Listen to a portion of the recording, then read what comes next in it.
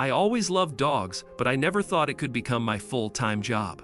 Back then, I was working a regular 9 to 5, feeling tired and unmotivated. My friends often asked me to watch their pets when they traveled, and I realized how happy it made me. One day, I started thinking, what if I could do this for a living? At first, I was nervous. I didn't have a big budget, and I wasn't sure how to start a real business. But I knew there were many dog owners in my area who needed a safe place for their pets during the day. I began researching dog daycare services and saw there was a big demand. It wasn't just about money. It was about creating a place where dogs could play, feel safe, and get the love they deserved while their owners were busy. That idea gave me the push I needed. I started small, offering services from my own home, and slowly built up my client list. Looking back, the decision to start was the best choice I ever made. First big steps. Once I decided to start my dog daycare, the first thing I did was set up a safe and welcoming space. I cleared out my backyard, added secure fencing, and created shaded areas so the dogs could rest. Inside, I made a cozy playroom with toys, mats, and water bowls. It didn't have to be fancy, just clean, safe, and comfortable. I also made sure to get all the right licenses and insurance.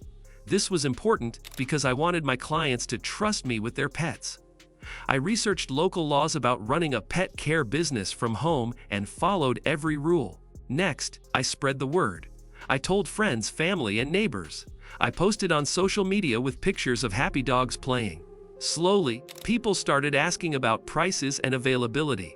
My first clients were people I already knew, and they recommended me to others. Those early days were busy.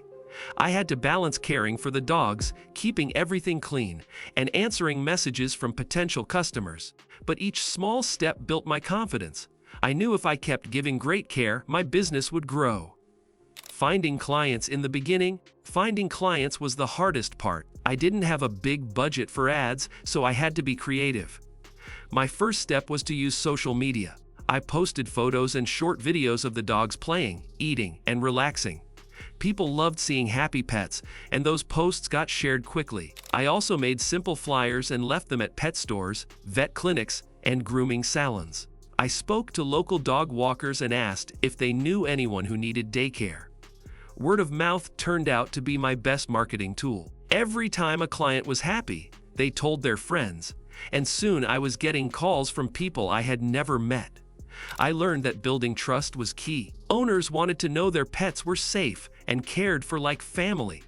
By keeping in touch, sending updates, and remembering each dog's personality, I built strong relationships, and that's how my client list began to grow steadily. Daily work. Running a dog daycare is fun, but it's also hard work. My day starts early, usually around 6:30 a.m. I prepare the space, set out clean water, and check that all the toys and areas are safe. The first dogs usually arrive by 7:00 a.m., wagging their tails and full of energy. Each dog is different, so I take time to greet them and make them feel comfortable. Some are shy, while others are super playful. I separate dogs based on size and personality to keep things calm and safe. We start the morning with playtime in the yard, fetch, tug of war, or just running around with friends. Midday is rest time. I set up quiet zones where the dogs can relax or nap. After that, there's more play, some training games, and snack time. I also clean throughout the day, mopping floors, picking up waste, and making sure everything stays fresh and tidy. It's a long day, but it never feels boring. Every dog has its own personality, and seeing them happy makes all the effort worth it. Setting prices. When I first started, I had no idea how to price my services. I didn't want to charge too much and scare people away, but I also needed to make enough to cover my time and costs. So, I began by checking what other dog daycares in my area were charging. That helped me understand the average market rate. I decided to keep my prices slightly lower than the big facilities at first, since I was running things from home. I offered half-day and full-day options, and even discounts for weekly packages. This gave dog owners more choices based on their needs and budgets. Later, as I gained more clients and good reviews, I raised my rates slowly. I always made sure to explain why. Better facilities, more toys, training time, or extra services like walks or feeding. Most people understood and were happy to pay for quality care. Cutting costs in the beginning, I had to be smart about spending. I didn't have a lot of money, so I focused on only buying what was truly needed. Instead of getting expensive gear, I looked for deals online or bought gently used items, like fencing, toys, beds, and crates. Many things I got from local sellers or pet owners who were moving. For cleaning supplies, I bought in bulk. It saved money and made sure I never ran out of what I needed to keep the place fresh and safe. I also started making some simple dog treats at home instead of buying pricey branded snacks. The dogs loved them, and it helped build trust with the owners. I didn't hire any staff at first. I did everything myself, even the marketing, cleaning, and scheduling. It was tiring, but it kept costs low while I built up steady income. As the business grew, I slowly added part-time help only when needed. Another tip I followed: keep energy bills low. I used fans instead of AC whenever I could, and made sure lights were off in rooms not being used. Small things add up fast. Growing fast, once I had a few happy clients, things started picking up quickly.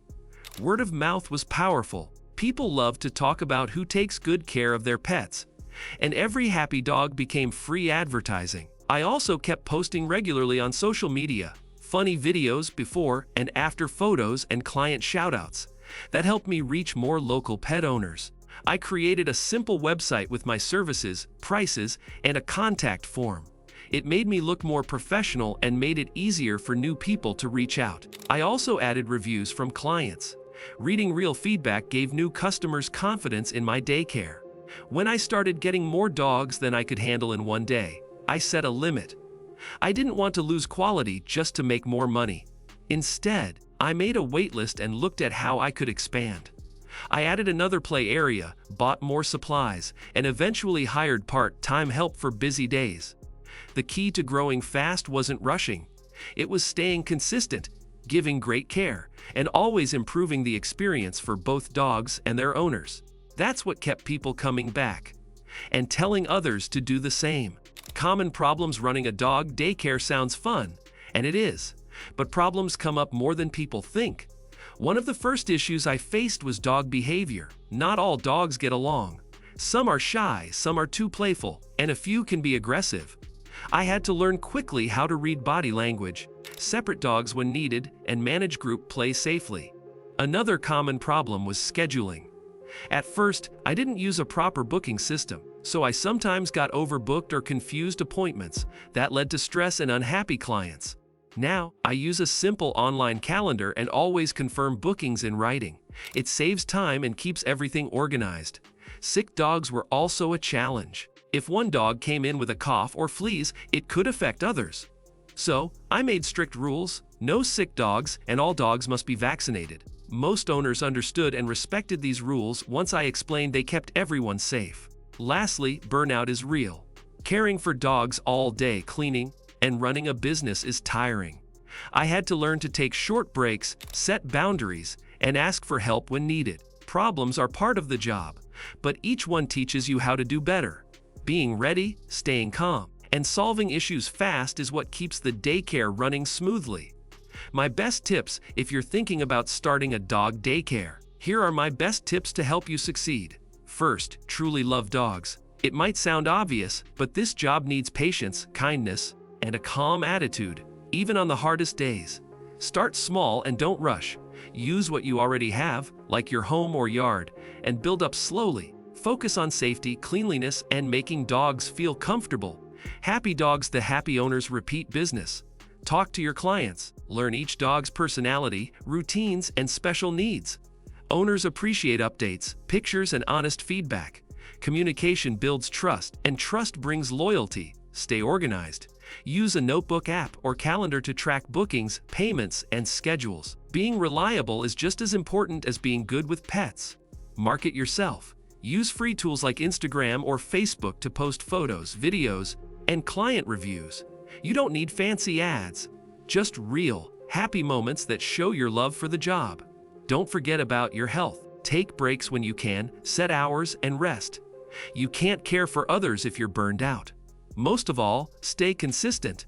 Offer great care every day. Keep improving, and the success will come. That's how I turned my love for dogs into a business I'm proud of.